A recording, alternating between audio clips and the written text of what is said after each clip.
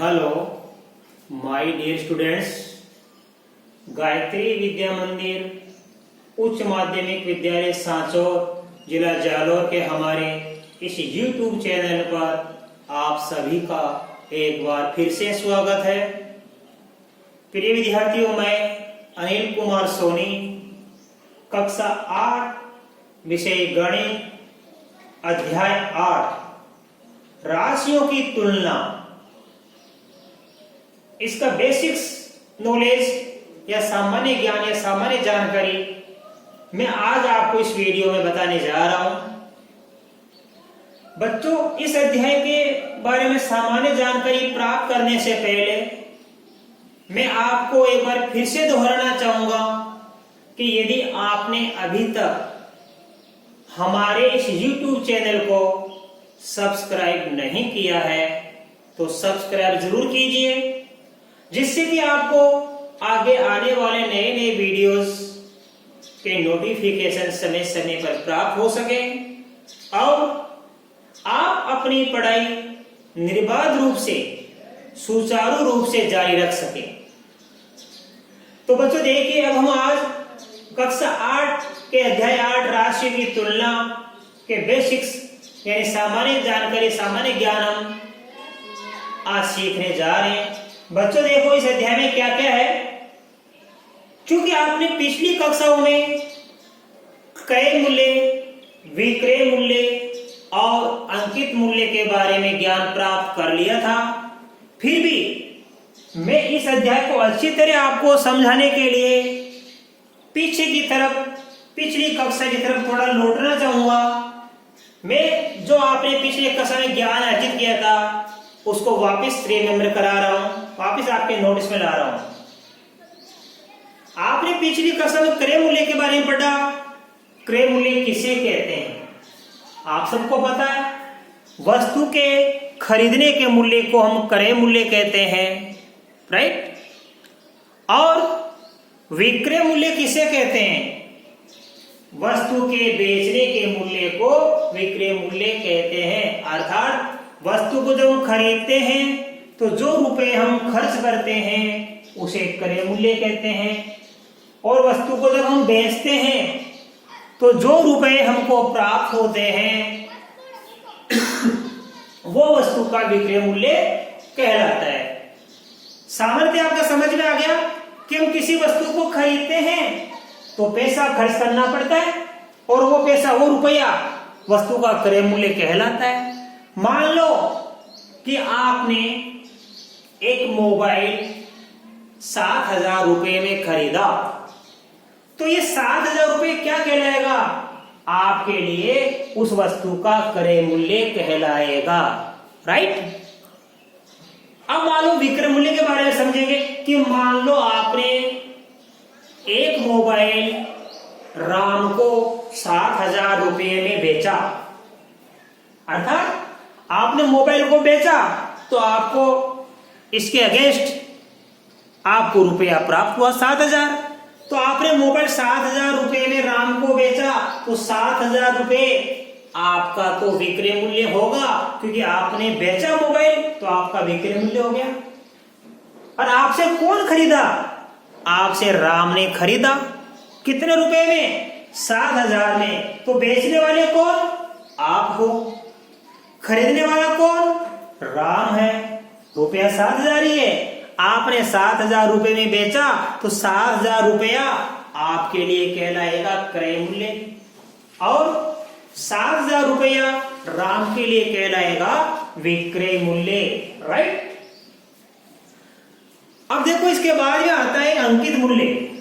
ये अंकित मूल्य के बारे में भी आपको बताया गया कि किसी भी वस्तु पर छपे हुए मूल्य को अंकित मूल्य कहते हैं। अर्थात जैसे मान लो आप बाजार में जाके एक नोटबुक खरीदने जाओगे और नोटबुक पे पीछे की तरफ लिखा हुआ है मूल्य 50 रुपए, राइट। तो 50 रुपए उस नोटबुक का अंकित मूल्य है, छपा हुआ मूल्य। और आपने वही 50 रुपए जो मूल्य उस पर छपा हुआ था, जो अंकित मूल्य था, वही नोटबुक आपने खरीदी मान लो 40 रुपए में, तो 40 रुपए हो गया आपका क्रय मूल्य। अब बताओ, आपने ₹50 जो मूल्य अंकित था, जो छपा हुआ मूल्य ₹50 था, वो आपने कितने में खरीदा? ₹40 में, यानी ₹10 कम में खरीदा। आपको ₹10 की छूट मिल गई, और यही छूट क्या कहलाती है? बट्टा, डिस्काउंट, छूट। तो बच्चों आज हम सीखेंगे नंबर 1 पॉइंट बट्टा के बारे में। बट्टा किसे कहते हैं? वस्तु के अंकित मूल्य पर दी गई छूट को हम बट्टा कहते हैं। यानी बट्टा एक प्रकार की छूट है जो कि हमको वस्तु के खरीदने पर मिलती है अंकित मूल्य पर। तो वस्तु के अंकित मूल्य पर दी गई छूट को बट्टा कहते हैं। और बट्टा कैसे याद करते हैं? अंकित मूल्य माइनस विक्रय मूल्य। मान लो एक वस्तु जिस पर मूल्य छपा हुआ है ₹2000, तो अंकित मूल्य हो गया 2000। दुकानदार उस वस्तु को आपको बेचेगा मान लो ₹1600 में, तो वो 1600 दुकानदार का क्या हो गया? विक्रय मूल्य। तो अंकित मूल्य 2000 और दुकानदार का विक्रय मूल्य ₹1600, तो 2000 माइनस 1600 कितना बच जाएगा? 400। वो ₹400 क्या कहलाएगा? बट्टा कहलाएगा, राइट। बट्टा का प्रतिशत यानी 100 में से कितना मिलता है? तो बट्टा का प्रतिशत किससे कहते हैं? ₹100 अंकित मूल्य पर मिलने वाली छूट को बट्टा प्रतिशत कहते हैं। प्रतिशत का मतलब क्या समझते हो? 100 में से प्राप्त। प्रतिशत किसे कहते हैं? 100 में से प्राप्त संख्या को हम प्रतिशत संख्या कहते हैं, राइट। तो बट्टा का प्रतिशत किसे कहते हैं? बट्टा का प्रतिशत होता है ₹100 अंकित मूल्य पर मिलने वाली छूट को बट्टा प्रतिशत कहते हैं, या बट्टा का प्रतिशत कहते हैं। बट्टा का प्रतिशत कैसे ज्ञात करेंगे? बड़ी सरल चीज है। सबसे पहले आप बट्टा ज्ञात कर लो इस सूत्र से। बट्टा बराबर अंकित मूल्य माइनस विक्रय मूल्य। ये बट्टा ज्ञात हो जाएगा। और याद रखना, बट्टा हमेशा कौन से मूल्य पर मिलता है? वस्तु के अंकित मूल्य पर मिलता है। मान लो ₹500 कोई अंकित मूल्य है, ठीक है, और उसको ₹400 में बेचा जा रहा है, तो बट्टा कितना मिल जाएगा? ₹100। ये ₹100 का बट्टा कितने पर मिला? 500 पर मिला। अंकित मूल्य 500 पर मिला, तो बट्टा का प्रतिशत कैसे ज्ञात करेंगे? बट्टा प्रतिशत बराबर बट्टा गुणा 100 बटा अंकित मूल्य। तो बट्टा की जगह क्या लिखेंगे? क्योंकि ₹100 भी हमने आपको बताया उदाहरण कि ₹500 अंकित मूल्य वाली चीज को या वस्तु को ₹400 में बेचा जा रहा है, तो ₹100 का बट्टा प्राप्त हो गया। इसका मतलब ये हुआ कि बट्टा प्रतिशत कैसे क्या करेंगे? यहां लिखेंगे हम ₹100 गुणा 100 बटा 500। तो कैसे हो जाएगा? देखो बट्टा का प्रतिशत 100 गुणा 100 बटा 500। अब हम काटेंगे 2 शून्य नीचे के, 2 शून्य ऊपर के। 5 से काट देंगे 100 को 20 बार, तो ये आ गया 20%। यदि आपको बट्टा प्रतिशत ज्ञात करना है तो प्रतिशत अच्छे लगाना पड़ेगा कि 100 में से ज्ञात कर रहे हैं। बट्टा प्रतिशत का मतलब ₹100 अंकित मूल्य पर मिलने वाली छूट को बट्टा का प्रतिशत कहते हैं। तो 20% हो गया। कोई भी संख्या ऐसी आ सकती है।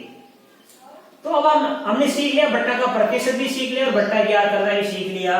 बट्टा किसे कहते हैं? वस्तु के अंकित मूल्य पर दी गई छूट को बट्टा कहते हैं। बट्टा कैसे ज्ञात करते हैं? अंकित मूल्य में से विक्रय मूल्य को घटाने पर हमको बट्टा प्राप्त होता है। बट्टा प्रतिशत क्या होता है? ₹100 अंकित मूल्य पर मिलने वाली छूट को बट्टा का प्रतिशत कहते हैं। बट्टा प्रतिशत कैसे क्या करेंगे? बट्टा गुणा 100 बटा अंकित मूल्य। अब देखो पॉइंट नंबर 3, ऊपरी खर्चे। ये ऊपरी खर्चा क्या होता है कि हम किसी वस्तु को खरीदते हैं, खरीदने के बाद उस पर कुछ अतिरिक्त खर्चा और हो जाता है, उस अतिरिक्त खर्चे को क्रय मूल्य में जोड़ दिया जाता है, उसे ऊपरी खर्चे कहते हैं। जैसे मान लो कि आपने एक फ्रिज खरीदा ₹10,000 में, और एक आपने वॉशिंग मशीन खरीदी मान लो ₹30,000 में, तो 10,000 और 30,000 ये वस्तु का क्या हो गया? क्रय मूल्य ₹40,000 हो गया। अब आप मार्केट से अपने घर पे लाना चाहोगे, तो मान लो ये आपका फ्रिज और ये आपका जो वॉशिंग मशीन है, ये आपके हाथ में तो चल नहीं सकता। आप इनको लाने के लिए कोई व्हीकल करोगे, कोई साधन करोगे, तो आपने मान लो एक टेम्पो, एक पिकअप की किराए पर, और वो पिकअप वाला बोलता है कि आपके घर पे ये फ्रिज और वॉशिंग मशीन पहुंचाने का वो ₹1,000 लेगा। तो आपने खरीदा कितने में फ्रिज और वॉशिंग मशीन? 10 + 30 यानी ₹40,000 में खरीदा। और आपको ऊपर खर्चा और हो गया 1,000 रुपए का, तो 1,000 रुपये 40,000 में हम जोड़ देंगे। 40,000 प्लस 1,000, वो 1,000 क्या कहलाएगा? ऊपरी खर्चा। यानी वस्तु को खरीदने के बाद जो अतिरिक्त खर्चा हम करते हैं उसको ऊपरी खर्चा कहते हैं, और ऊपरी खर्चे को क्रय मूल्य में जोड़ दिया जाता है। राइट? तो बताओ आपका कुल क्रय मूल्य कितना हो जाएगा? क्योंकि आपने दोनों वस्तुएं फ्रिज और वॉशिंग मशीन 40,000 रुपए में खरीदी और 1,000 रुपये आपका घर तक पहुंचाने का गाड़ी वाला ले लिया, गाड़ी भाड़ा का, तो कुल खर्चा हो गया आपका 40,000 प्लस 1,000 बराबर 41,000। तो ये हो गया कुल क्रय मूल्य। तो किससे कहते हैं ऊपरी खर्चा? किसी वस्तु को खरीदने यानी क्रय के बाद उस पर किए गए अतिरिक्त खर्चे को क्रय मूल्य में जोड़ दिया जाता है, उसे ऊपरी खर्चा कहते हैं। कुल क्रय मूल्य कैसे क्या करते हैं? खरीद मूल्य प्लस ऊपरी खर्चा, एक क्रय मूल्य में आप ऊपर का खर्चा जोड़ दिया करो तो कुल क्रय मूल्य हमको प्राप्त हो जाएगा। अब देखो नंबर 4 पॉइंट, चौथा बिंदु, बिक्री कर सेल टैक्स क्या होता है? जैसे कि नाम से बिक्री कर यानी बेचने पर मिलने वाला कर। अब किसको मिलता है? बेचते कौन है? दुकानदार, या आप किसी वस्तु को खरीदते हैं या बेचते हैं।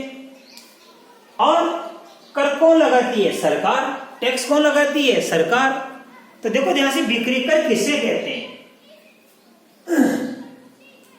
वस्तु को बेचने पर सरकार द्वारा लिया जाने वाला कर। यानी जब वस्तु को बेचा जाता है तो उस वस्तु को बेचने पर सरकार कुछ कर लेती है, उस कर को कहते हैं बिक्री कर। तो देखो मान लो ये दुकानदार ने मान लो 4,000 रुपए में कोई वस्तु खरीदी, वो उस वस्तु को मान लो 6,000 रुपए में बेच रहा है। अब 6,000 रुपए उसका हो गया क्या नाम? बिक्री मूल्य, बिक्री का मूल्य हो गया। उस 6,000 पर सरकार कुछ कर लेती है, उस कर को कहते हैं बिक्री कर, यानी बेचने पर मिलने वाला कर। और कर किसको मिलता है? सरकार को। लेकिन वो लागू किस पर होता है? आप पर, कस्टमर पर, ग्राहक पर। तो बिक्री कर किससे कहते हैं? वस्तु को बेचने पर सरकार द्वारा लिया जाने वाला कर क्या कहलाता है?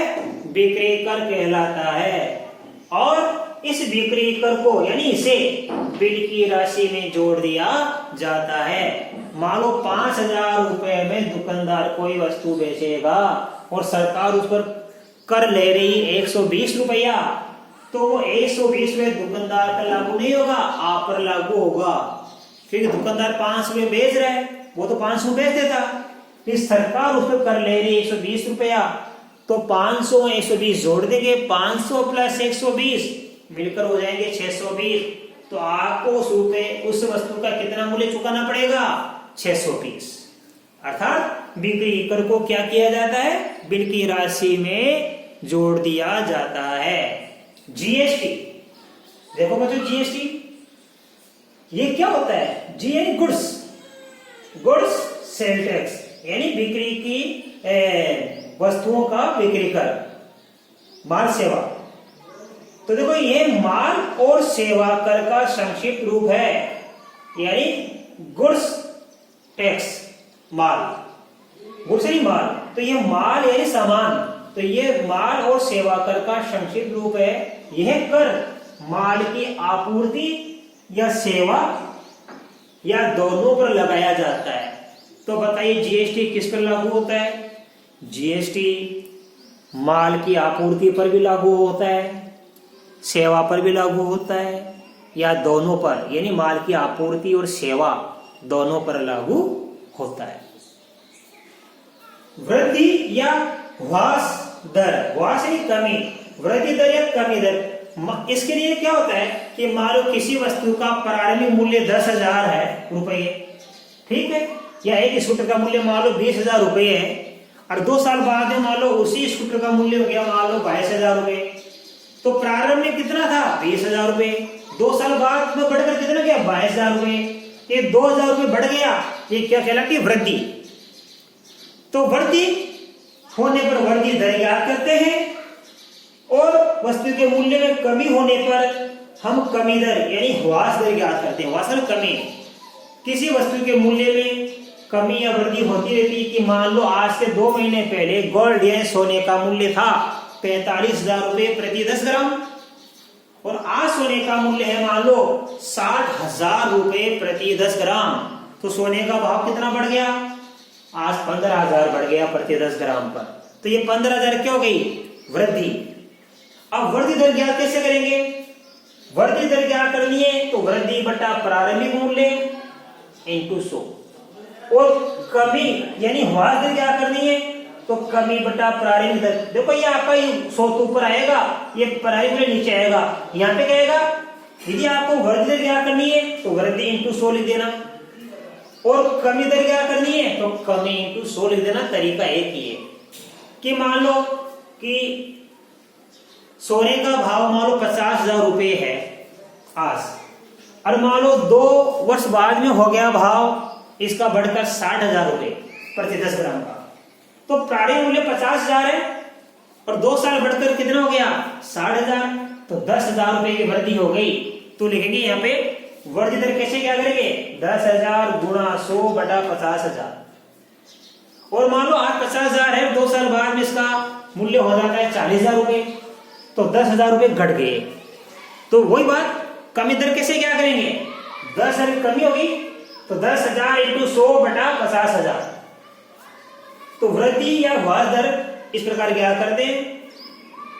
वृद्धि या कमी प्रतिशत तो वृद्धि बटा प्रारंभिक मूल्य इंटू 100 या वृद्धि गुणा 100।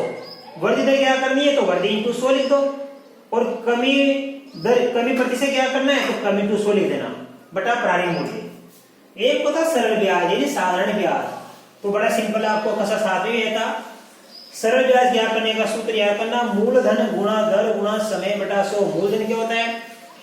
रुपए जो जितना उधार लिया जाता है या उधार दिया जाता है। दर यानी ब्याज की दर जो होती है सालाना और समय यानी जो 1 वर्ष 2 वर्ष 3 वर्ष 4 महीने 5 महीने कितने समय के लिए दिया जाता है।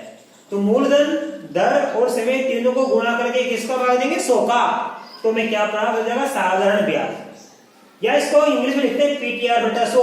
पी मीन्स प्रिंसिपल यानी मूलधन, टी मीन्स टाइम यानी समय, R means rate, rate means दर। तो मूलधन गुणा दर गुणा समय बटा 100।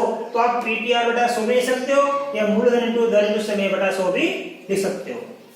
चक्रवर्ती मिश्र धन, जब ब्याज वार्षिक संयोजित हो तो चक्रवर्ती मिश्रण ज्ञात करने के लिए ब्याज 2 प्रकार से लागू होता है। वार्षिक संयोजित वैसे 3 प्रकार से होता है, लेकिन आपके कोर्स में 2 प्रकार का है। एक त्रिमाही या त्रिमासिक भी होता है 3-3 महीने से। तो चक्रवर्ती मिश्रण ज्ञात कैसे करते हैं? जब ब्याज वार्षिक संयोजित हो यानी 1 साल में एक बार ब्याज लगता हो तो चक्रवर्ती ब्याज कैसे ज्ञात करते हैं? मूलधन गुणा 1 प्लस दर बटा 100 की पावर समय। या मिश्रण को हम क्या लिखते हैं? ए। मिश्रण को क्या लिखते हैं? ए बराबर मूलधन को लिखते हैं पी गुणा 1 प्लस दर को लिखते हैं आर बटा 100 और समय को लिखते हैं एन। तो आप इंग्लिश में लिख सकते हो ए बराबर पी गुणा 1 प्लस आर बटा 100 की पावर एन। तो मिश्रण कैसे क्या करते हैं? मूलधन गुणा 1 प्लस दर बटा 100 की पावर समय। कब लगता है ये वार्षिक हो तो 1 साल में एक बार लगता है।